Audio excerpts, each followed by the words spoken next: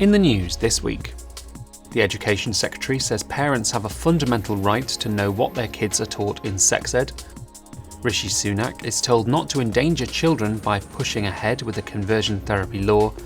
And SNP defector Dr. Lisa Cameron says she was marginalised over her Christian faith.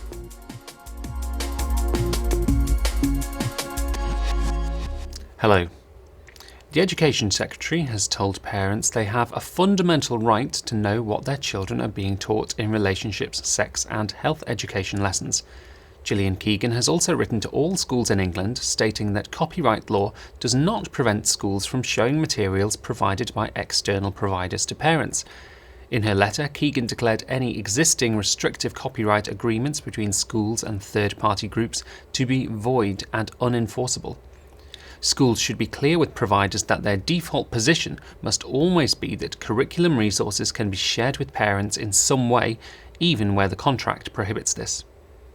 In an interview with TWR, the Institute's Head of Education, John Denning, welcomed her intervention, but stressed that it fell short of placing a legal requirement for transparency on schools. As an absolute first step, parents need to know what is being taught. And so it's very welcome to see what the Secretary of State has done. She wrote to schools the end of March, telling them they must allow parents to see materials. But even since then, there have been problems. So one particular parent, Claire Page, her daughter received some sex education she wasn't happy with. And she's been trying for years to see the materials that were actually used. She's pursued that through the courts. And so far, the courts haven't backed her right to see the materials. And so there's been a feeling that more needs to be done. And now the Secretary of State has written again to schools saying, that there is no reason you shouldn't show materials. In fact, you should show these materials to parents. So that's welcome. But there are others who think what we really need is a change in the law on this to give parents a really clear legal right. The Association of Christian Teachers has written to Rishi Sunak to reiterate its opposition to a new law on conversion therapy. In a letter to the Prime Minister, Executive Director Lizzie Harewood said new legislation may inadvertently harm children and potentially criminalise teachers. She warned him that children who need to discuss gender and sexuality issues, particularly those with autism or special educational needs or disabilities, could be hindered from receiving support, as teachers and others would be fearful of being accused of conversion therapy. It shouldn't be a criminal offence for educational professionals to express their religious beliefs gently and graciously to pupils when prompted, particularly on traditional Christian views about gender and sexuality.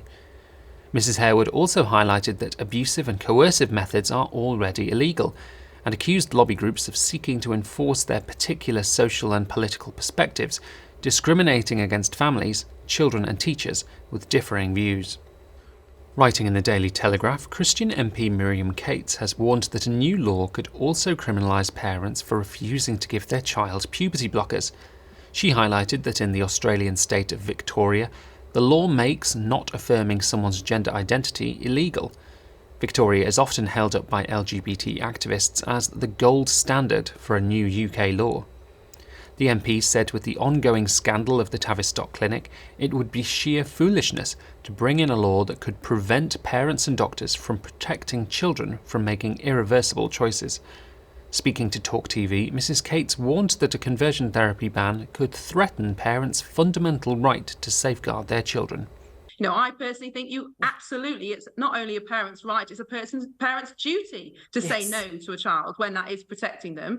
But I think the kind of philosophy behind a lot of the people who campaign for this is that if a child wants something, if a child's emotions are pointing in a certain direction, you should just accept it. And like you say, if you think about any other issue, a 5-year-old who wanted to drink beer or a 6-year-old who wanted to smoke, they might be emotionally distressed if you say no, but that doesn't mean it's the wrong thing to do. And I think that is at the heart of this issue. Is what is parental authority, and do parents have the right or indeed the duty to protect their children from these ideologies that will cause them harm.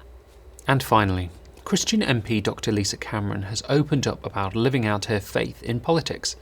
Dr. Cameron, who recently left the SNP to join the Conservative Party, told BBC Radio 4's Woman's Hour she felt heavily pressured not to vote in line with her beliefs. In 2020, she voted against imposing a liberal abortion regime in Northern Ireland, and in 2015 she opposed legalising assisted suicide in England and Wales. As a member of the Free Church of Scotland, Dr Cameron said she experienced similar difficulties to former SNP leadership candidate Kate Forbes.